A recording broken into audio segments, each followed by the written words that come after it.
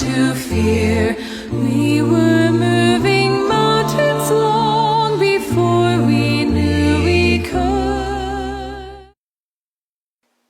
Good morning.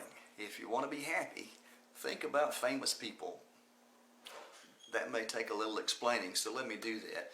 We've been talking about ways to learn Paul's secret to being content in any and every circumstance, particularly as it will help us to be content and happy even in the middle of our coronavirus crisis.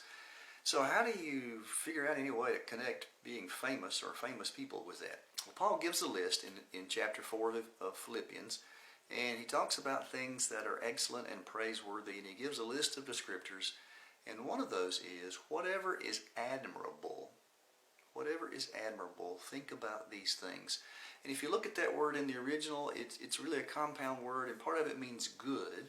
And then the second part has to do with reputation, or what we might call fame. In fact, if you listen to the word, it's famous.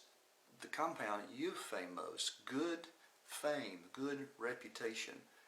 And so Paul says, take a little time to think about people or things that have a good reputation, that are famous in a good way.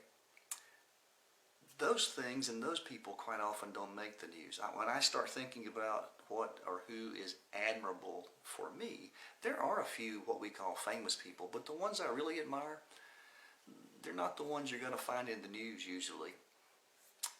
I think about somebody like my daughter Grace, who is quiet, goes about her business, but for her lifetime has had a good, caring heart, has been a counselor to her friends, who's a devoted wife and homemaker.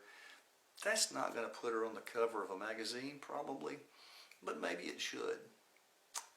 Those are the kind of people that make the world work.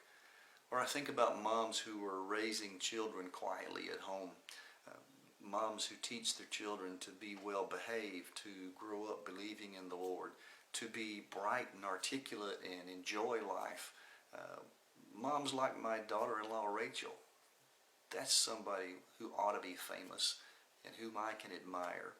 Or the men, the fathers like my son Rust, who faithfully go to work every day and provide for their families and faithfully come home at night, which is also extremely important, and love their wives and love their children and interact with them in positive ways.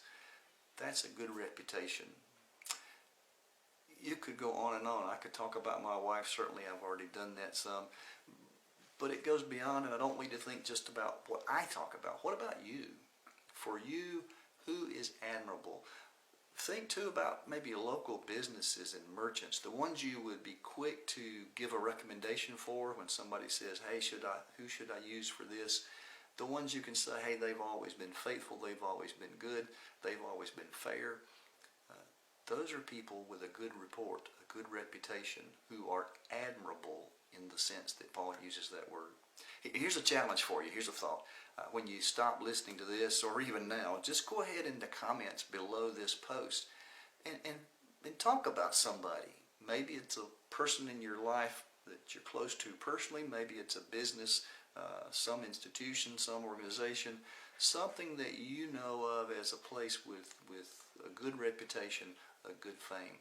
So think about those kind of famous people today. And as you think about good reputations, the good in that will make you feel good, it'll make you feel better, and you'll have a much more enjoyable day.